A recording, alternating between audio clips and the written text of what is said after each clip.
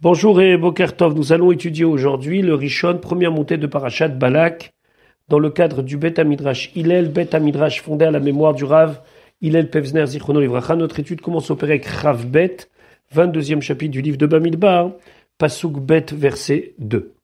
Nous avons vu la semaine dernière la fin de deux grands rois, Sichon Melech HaEmori et Og Melech HaBashan.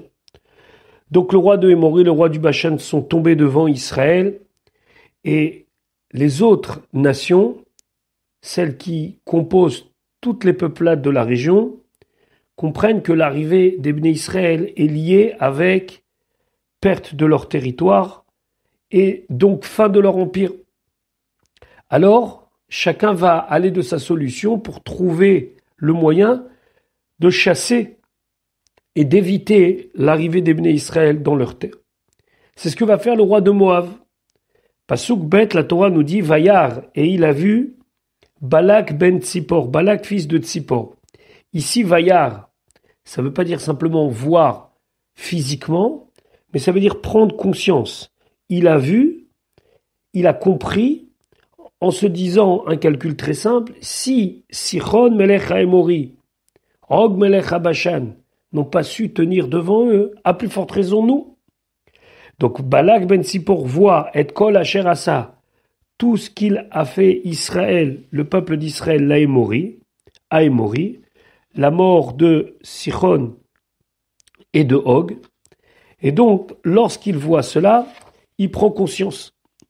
Rashi, Vayar Balak ben Tzipor et kol asher asa Israël Aémori, Amar, il a dit, Helu shene melachim, ces deux rois, Shainu betuchim alem, nous étions sûrs d'eux, on comptait sur eux, puisque, on se souvient de ce que nous avons étudié la semaine dernière, ils étaient en place pour éviter toute agression et toute conquête des terres de tous les rois des environs, et si vous voulez, le gardien est tombé, lo amdu bifnem, ils n'ont pas tenu devant eux, devant les Bnei Israël, à nous, Moav, alachat, kama vekama, à plus forte raison.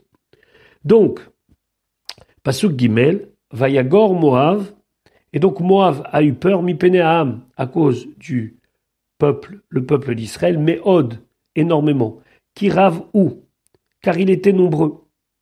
Et donc, puisque, et de manière physique, ils ont éliminé Sichon et Og, et cette force et cette puissance, à ce moment-là, il est pris de panique, et Vayakotz Moav, et Moav, alors on pourrait expliquer, il ne peut plus supporter, ou bien il ne peut plus se supporter, plus supporter sa propre vie, mi-pene bene Israël, à cause des bene Israël. C'est ce que Rashi nous explique, Vayagor Moav, la Shon Mora. Il s'est mis à avoir peur. Comme c'est un pasouk dans Yov, Gourou lachem, ayez peur. Vayakotz Moav, Katsu bechayehem. Leur vie leur était insupportable, ils ne pouvaient même pas imaginer vivre une telle chose, et donc ils auraient souhaité plutôt disparaître que supporter l'invasion des Bnei Israël. Comme c'est marqué dans Bereshit, Katzti bechayai. Je suis, alors on va dire dans un français un petit peu moderne, je suis dégoûté de ma vie. Vous, Mikra Katser, c'est un pasouk très court, c'est-à-dire qu'il faut l'expliquer pour comprendre exactement qu'est-ce que ça veut dire Vayakotz Moav.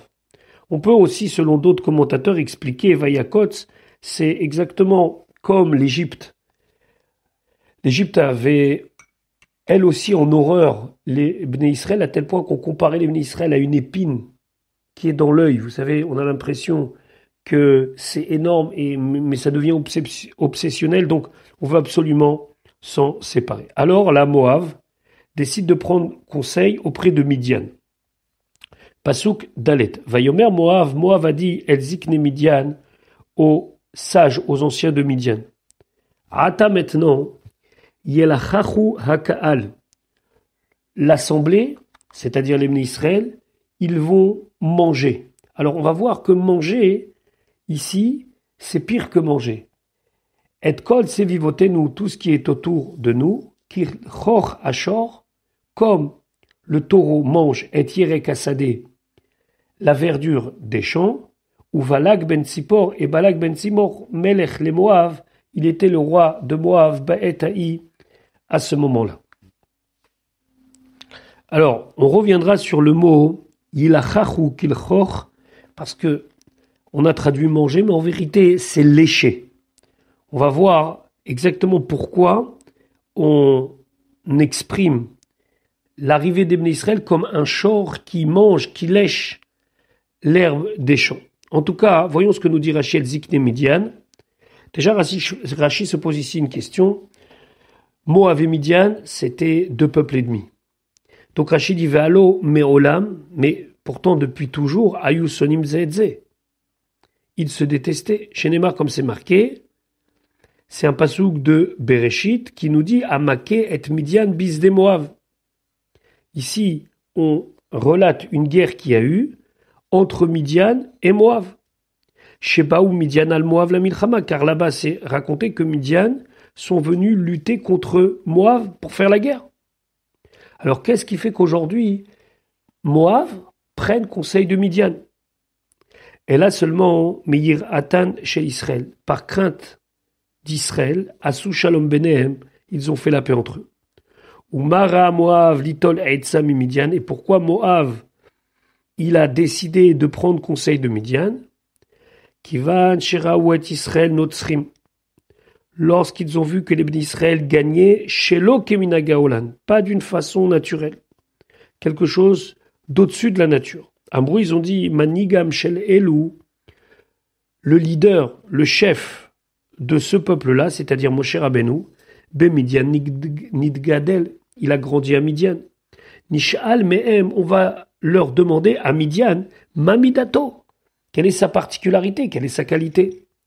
Amroulaim, ils leur ont dit, En kocho ela befiv, sa force n'est que dans sa bouche. Amrou, ils ont dit, il n'y a pas de problème. Af anu navo alehem, nous aussi on va venir sur eux, contre eux, Be'adam chez kocho befiv, avec un homme dont la force est dans sa bouche. Kilchoch Hashor, Rachid expliquait, Kol chez Hashor melachech, tout ce que le bœuf, le taureau, lèche, en bo siman bracha, il n'y a pas de bénédiction. C'est-à-dire que lorsque il doit manger, avant de couper l'herbe et de l'ingurgiter, il la lèche jusqu'à qu'elle n'ait plus de vitalité, et simplement là, il la coupe. Et quand il la coupe à la racine. Et donc, ce qui fait qu'après, c'est quasiment impossible que repousse à cet endroit-là de l'herbe. Pourquoi on nous précise que Balak ben Tzipor, c'était le roi de Moab, Ba'etaï, à ce moment-là? Parce qu'on veut bien nous préciser que Loaya Raoui le Malchut, nous dit Rachid. De lui-même, il n'était pas apte à régner. Pourquoi? Parce que lui, il n'était pas vraiment d'origine moabite. Seulement, Minesichem Midian Haya, malgré qu'il était un prince de Midian, donc eux, ils l'ont choisi comme roi sur eux. Vekivan Shemet Sichon, parce que suite à la mort de Sichon, Minou Alehem, ils l'ont nommé sur lui les Tzorersha pour ce moment-là, même si lui n'était pas d'origine moabite.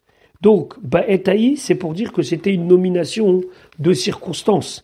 Il n'était pas destiné à cela, ni par rapport à son rang, et ni par rapport à son origine.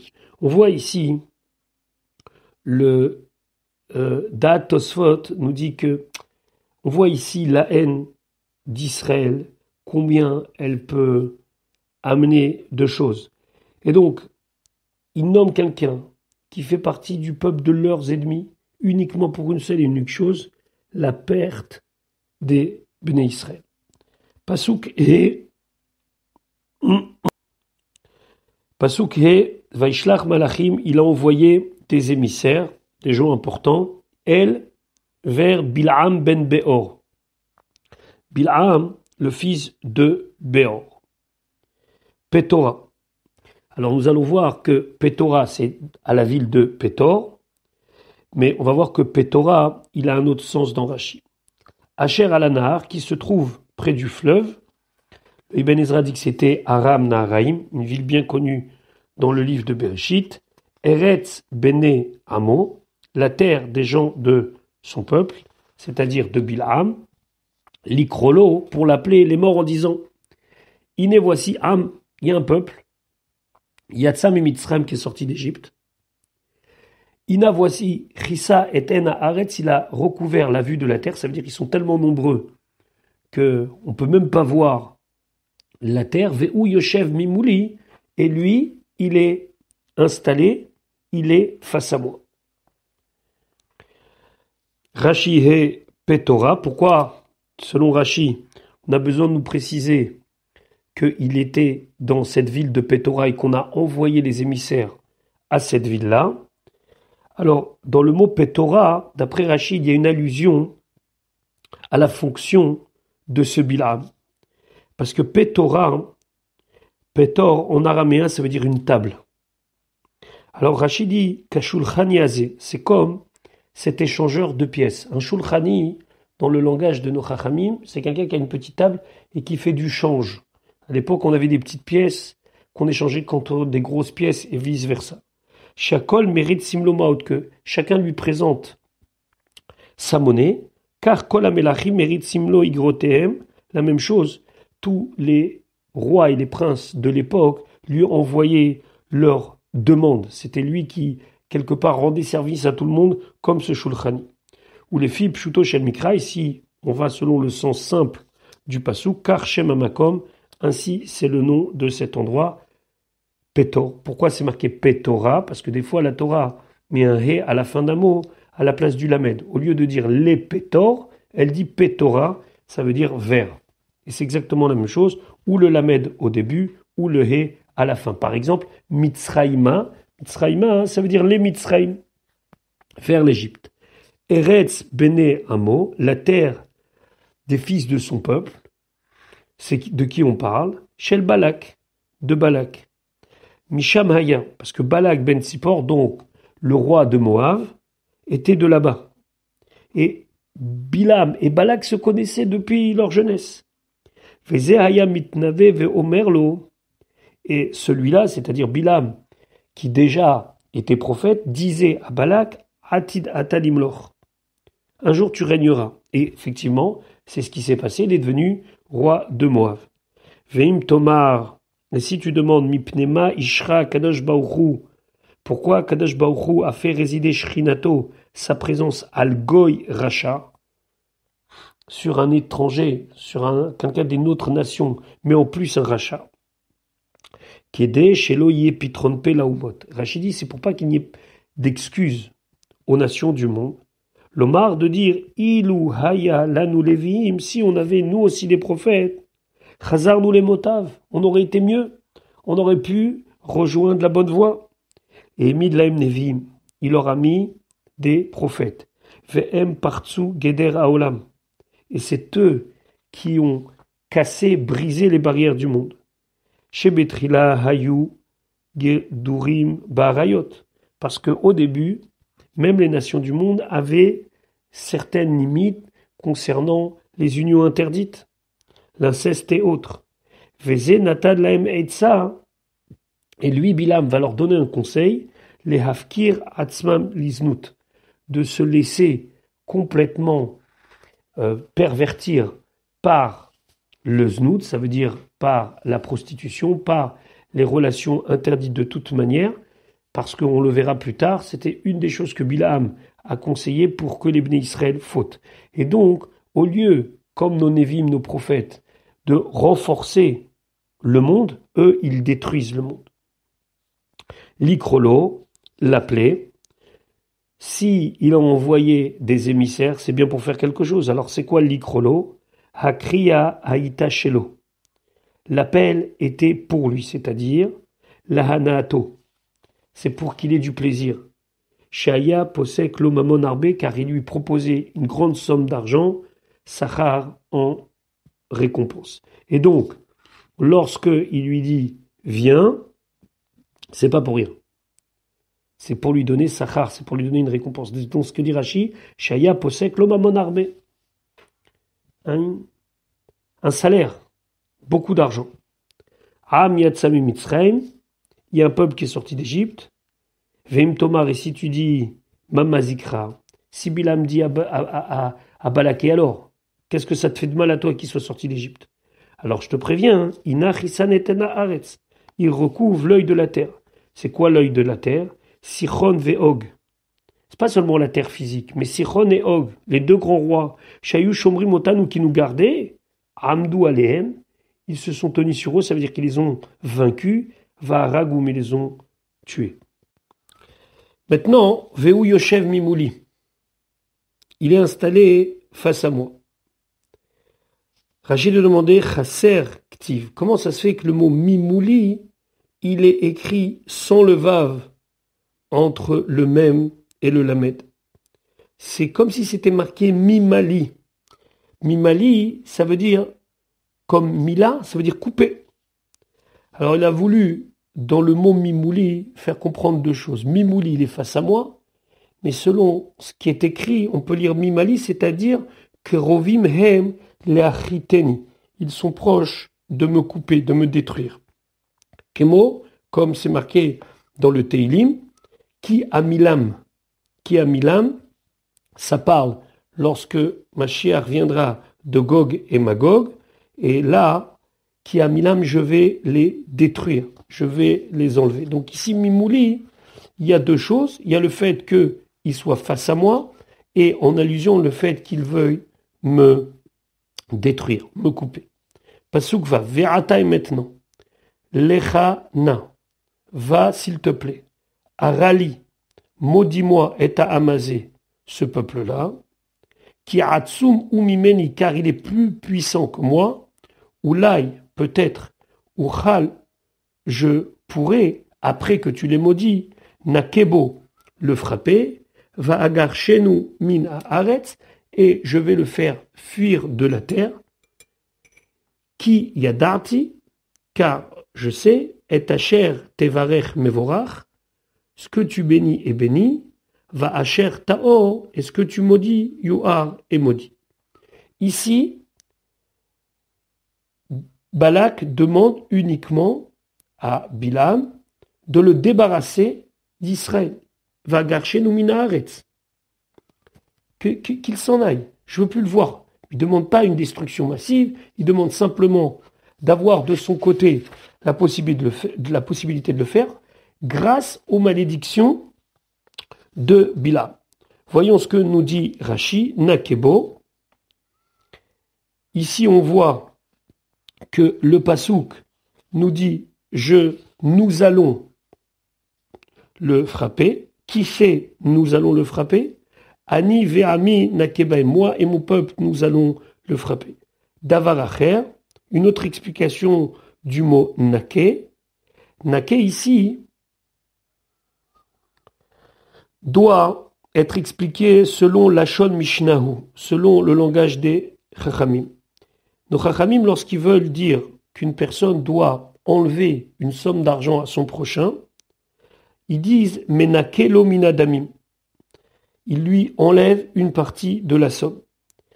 Ici, Balak dit à Bilham, si tu les maudis, au moins je pourrais les chasser me'at, de leur enlever un petit peu de force, enlever un petit peu de soldats. Donc ici, le mot naké ne devra pas être traduit par nous allons frapper, mais naké, ça veut dire je vais enlever et diminuer. En vérité, toute la difficulté du pasouk, c'est que lorsque vous regardez tous les verbes, ils sont conjugués au singulier, sauf le mot naké. Donc, ou bien on le traduit au pluriel, moi et mon peuple, ou bien naké veut dire ici, je vais enlever, moi, grâce à ta malédiction, un petit peu de ki yadati, car je sais, et d'où il le sait, al yede milchemet Sichon, par les guerres de Sichon, chez Azarto le Hakot et Moav, car à l'époque, il avait aidé Bilham Moav dans cette lutte. Et donc, il avait cette réputation d'être quelqu'un que lorsque il faisait ses incantations, ça servait pour gagner la guerre. Pasuk Zain, Vayelecho Zikne Moav, ils sont partis, donc les sages, les anciens de Moav, Vezikne Midian, et les Zikne Midian, D'après le Ibn Ezra, ici, on parle de sages et pas de personnes âgées. Uksamim beyadam. Uksamim beyadam, ça veut dire qu'ils étaient avec toutes sortes de choses pour faire de la sorcellerie. Des sortilèges, beyadam, dans leurs mains. Vayavo el Bil'am, ils sont venus à Bil'am. Vaidaberu elav, ils lui ont parlé d'Ivré Balak, les paroles de Balak. Viens nous aider dans la lutte contre Israël. Rashi, Uksamim beyadam, donc ils avaient des sortilèges, toutes sortes de choses pour faire de la sorcellerie. Kol mineksamim, toutes sortes d'objets, ou bien je ne sais pas, de potions, pour permettre à Bilam immédiatement de se mettre au travail. Chez le Yomar, pour pas qu'ils disent En keli tashmishimi, j'ai pas mes ustensiles, j'ai pas mes outils. Donc il y avait toute la panoplie de ce qui existait. Davar acher, une autre explication. Kesem zenatlu beyadam zikne Midian. Les sages de Midian ont pris avec eux kesem, ça veut dire une sorcellerie. Mais attention, ici, ou un sortilège plutôt. Ici, c'est pas quelque chose de physique, c'est qu'ils se sont mis un signe. Ils se sont dit la chose suivante. Amro, im yavo imanu bepa mazot. S'il vient avec nous cette fois-ci, ça veut dire immédiatement il accepte. Yesh bo mamash, ça veut dire qu'il est capable. Ve'im yedichenu, si nous repousse, en bo to'ilet. Ça veut dire qu'il sert à rien. Les fichas, c'est pour cela que chez Amarlaem, quand il leur a dit Linu po halayla, dormez ici cette nuit, on verra plus tard dans le pasuk Chet, c'est qu'il leur a dit on verra demain matin. Amrou, alors là, les sages de Midian, ils ont dit En bo tikva. Il n'y a aucun espoir avec lui. Yinichou ve'al chulaim, ils l'ont laissé, ils sont partis. Chez Nema, comme c'est marqué, Vayeshevu, Saré Moav im Bilam. Les Saré Moav ont été avec Bilam, Avad Zikne Midian al Chulaim. Mais les Zikne Midian, eux, ils sont partis. Parce que pour eux, le Kosem, si vous voulez, l'espèce de test qui s'était donné, c'était que s'il dit oui, c'est que c'est bon. S'il hésite, c'est qu'il n'est pas bon. Donc, va rester que les Zikne Moav. Pasukret va yomer alehem, donc il leur dit Bilam, première réponse à la sollicitation, Linu po halayla, dormez ici cette nuit. Va shivoti etrem, et je vais répondre d'ava une réponse, Kacher yedaber Hashem elai, comme Hashem va me parler. Va yeshevu, Saré Moav, ils se sont installés, les Saré Moav, donc ils sont restés avec lui, im Bilam, avec Bilam. Par contre, Zikne Midian ne sont plus là. Alors pourquoi il a choisi de leur dire on attend une nuit, Rashi chet linu po halayla, she'en ruach hakodesh shora alav ela balayla, parce qu'ils n'avaient l'Esprit Saint que la nuit. Vechen lechol nevi umot haolam, ainsi pour tous les prophètes des nations du monde. Vechen ainsi Lavan bachalom halayla, aussi Lavan, il a eu le dévoilement de Dieu pendant la nuit. Chez Néma, comme c'est marqué, Vayavo Elohim el Lavan Arami bachalom halayla. La nuit, après que Lavan ait poursuivi Yaakov, Akadosh Baruch Hu lui est apparu pendant la nuit. Donc lui aussi, Bilam, il a besoin d'attendre la nuit pour savoir ce que Dieu va lui dire. Et pourquoi cela? Rachid dit qu'Adam haolech etzel pilaksho be'echave, c'est comme un homme qui attend la nuit noire pour aller rejoindre sa concubine. La même chose, Akadosh Baruch Hu ne se dévoile pas à ces Réchaïm-là de manière visible et de manière claire, il attend la nuit pour leur apparaître.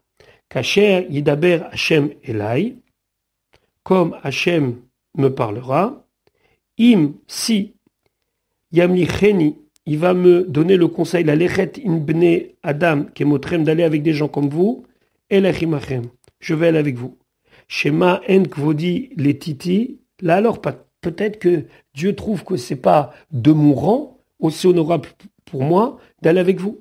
Et là, imsarim gedolimikem, mais peut-être que Dieu va me dire d'aller avec des gens plus importants que vous. Voyez chez vous, la Shon Akava, ils se sont installés, ils ont attendu avec lui le lendemain matin. Pasuk tête. Vayavo Elohim, et Dieu est venu, donc est apparu El Bilam à Bilham, en l'honneur du peuple juif. Akadosh Baruch Hu lui est apparu. Vayomer, il a dit, Mi Anashim Haele, qui sont ces gens-là, Imar, qui dorment ici près de toi? Rashi, Mi Anashim Haele Imar. Quoi, Akadosh Baruch Hu, il sait pas? Akol Galoui Veyadoua, Lifnech Isek Evodechat. Hachem sait tout. Il lui a demandé, Léat Otoba. Il vient quelque part le tromper. C'est-à-dire que Bilam peut se dire, tiens, Dieu n'est pas au courant de tout. Et donc, Amar, il a dit, Pe'amim she'en akol galoui lefanav. Des fois, Dieu ne sait pas tout. En da'ato shavé alav. Et donc, sa manière de connaître les choses n'est pas toujours équivalente à tous les moments. Afani eree. Alors moi aussi, je vais voir Aet, un moment, chez Uchal lekalel velo yavin, dans lequel je pourrais maudire et que Dieu ne va pas savoir. Bilam s'est complètement trompé. On a déjà quelque chose qui ressemble à cela. Le fameux Ayeka. Où es-tu? Lorsque Hachem interroge Adam, il lui dit Ayeka, où es-tu? Alors qu'Hachem sait très bien où est-ce qu'il se trouve. Donc, Akadosh Baruch Hu, lorsqu'il s'adresse à une personne, il peut s'adresser à une personne pour lui donner l'occasion ou de parler avec lui ou de se tromper. C'est le cas ici. Quand il lui demande Mi Anashim, ça aurait pu être ou pour rentrer en conversation, ou bien, ce qui s'est passé avec Bilam, pour qu'il se trompe, et bien lui, il s'est trompé. Pasuk Yud. Fayomer Bilam, il a dit, Ela Elohim à Dieu, Balak ben Tzipor, Balak le fils de Tzipor, Melech Moav, roi de Moav, Shalach Elai, il m'a envoyé ces gens chez moi. Rachid expliquait, Balak ben Tzipor, Afalpi she'eni chashuv be'enecha, même si à tes yeux, Dieu, je suis pas important, chashuvani bene amelachim, mais je suis important par rapport aux autres rois, par rapport aux souverains. Il y a un Rashi dans le livre de Melachim, où là-bas Rashi souligne l'orgueil de Bilam. Au lieu que Bilam dise à Dieu, tu sais très bien, Hachem, Atai, Yadata, tu sais, comme le Navi Yecheskel le dit à Hachem lorsque Hachem l'interroge, lui, il répond avec encore plus d'orgueil. Si je suis rien à tes yeux, sache qu'aux yeux des gens, je suis quelqu'un d'important. Donc encore une fois, une manière de parler avec tellement d'orgueil qui nous fait bien comprendre qui est le personnage. Et donc il continue à dire à Dieu, comme si Dieu n'était pas au courant, Pasuk Yudalef, Iné Aham, voici le peuple, le fameux peuple. Ici, il y a le Heayedia, il y a un article défini, Hayotzem Mitzraim, qui est sorti d'Égypte, ça fait déjà 40 ans, hein. Et donc, il ne faut pas dire qu'il est sorti maintenant au présent, mais c'est comme une action qui revient tout le temps. Vaichas eten haaretz, il a recouvert l'œil de la terre, donc on peut ou bien dire qu'ils étaient tellement nombreux qu'on ne pouvait même pas voir la terre, ou bien eten haaretz, ça représentait les rois Sichon et Og. Ata maintenant, lecha va, kavali oto, maudis-le-moi. Oulai, peut-être, Uchal, je pourrais, Leilachembo, lutter contre lui, Vegerashtiv, et le faire fuir. Et quand il dit le faire fuir, lui, il pense complètement le faire fuir, c'est-à-dire le faire disparaître du monde. Déjà, on voit qu'il y a une différence entre ce que Balak a dit et ce que Bilaam a dit. Déjà, au niveau du terme, Rachid nous fait souligner que ce n'est pas le même terme. Ici, il parle de kava, alors que dans les termes de Balak, c'est marqué ara. Alors Rachid expliquait, donc nous sommes au Rashi Yudalef, kavali, zu kasha miarali. Le mot kava signifie maudire, mais c'est maudire avec un terme plus fort que arali. Chez ou nokev ou mefaresh, parce que lorsqu'on dit arali, c'est une malédiction générale. Quand on dit kavali, c'est une malédiction explicite dans laquelle la personne, elle prononce des mots et elle dit en détail exactement. Vegerashtiv mina olam, je le chasserai du monde, l'exterminer. Ou Balak lo amarela vagar shenu mina haaretz, alors que Balak lui a dit simplement, je le chasserai du pays. Eni mevakesh ela leasia mealai, je ne te demande simplement que de les faire partir de moi. Ou Bil'am aya sonam, et on voit que Bil'am détestait les bénis Israël, yoter mi Balak, pire que Balak, puisque d'abord il change le terme de hara à kava, et de vagar shenu mina haaretz, il dit vegerashtiv. Donc même lorsqu'il répète les paroles de Balak, il les répète à sa propre manière avec beaucoup plus de haine. Réponse de Dieu, Pasuk Yudbet Vayomer Elokim el Bilam. Dieu dit à Bilam, Lo telech imahem, ne va pas avec eux. Lo taor et ta'am, ne maudit pas le peuple. Qui varuch hu, car il est béni. Rachid expliquait, Yudbet, Lo telech imahem. Marlo lui dit, Imken, si c'est ainsi, Hakalelem bimkomi, je vais rester à ma place, puisqu'il lui a dit ne va pas avec eux, l'hôtel Echimaem. Il dit ok, je vais pas avec eux, mais d'ici je vais les maudire. Marlo, il lui a dit Lo taor et ta'am, ne maudis pas le peuple. Marlo, il lui a dit Imken, avarechem, alors au moins je vais les bénir. Marlo, il lui dit non, Hachem, il lui dit Enchat tzrechim le birkatra, ils n'ont pas besoin de ta bénédiction, qui va rouchou, car il est béni. Le peuple juif n'a pas besoin de toi. Machal, c'est un exemple. Omrim, les tzira, on dit, concernant la tzira, qu'on traduit la guêpe, l'omedoufcher fait l'omeoukter. On veut ni de ton miel, ni de ta piqûre. Il y a des différentes versions dans Rashi. Il y a une Rashi qui dit les tzira, c'est la guêpe. Il y en a qui dit les dvora. Dvora, c'est l'abeille. Alors, quelle est la différence entre tzira et dvora? Tzira, le miel de tzira n'est pas cachère. Le miel de dvora, le miel d'abeille est cachère. On ne va pas rentrer maintenant pourquoi celui-là oui, celui-là non, mais en tout cas, il reste qu'il est cachère. Donc, quand c'est tzira, ça veut dire l'omedouf cher velomeoukter, il n'y a rien du tout à prendre. Donc, on exclut et le miel et la piqûre. Quand on dit de dvora, on pourrait se dire oui, mais quand même du miel d'abeille, c'est cachère. Et bien, malgré tout, même si la haine de Bil'am pourrait s'habiller dans quelque chose qui nous paraît être agréable, l'omidoufcher, velomeoukter, je veux ni ton miel, ni ta piqûre. C'est une réflexion à avoir, parce qu'on a toujours deux sortes d'antisémitisme. On a tzira et dvora. On a celui de la guêpe et on a celui de l'abeille. Celui de la guêpe, c'est l'antisémitisme qu'on comprend, que lorsque cet antisémitisme veut, entre guillemets, s'arranger, être du miel pour les juifs, ce n'est pas bon pour nous, et on en a vu plusieurs dans l'histoire. Des fois, c'est du miel d'abeille, donc on pourrait se dire, tiens, quand même, il peut y avoir quelque chose de bien pour nous. Non. Le principe, il est l'omedoufcher velomeoukter. Ni du miel, ni de la piqûre, ni de la guêpe, ni de l'abeille, selon les deux versions de Rashi.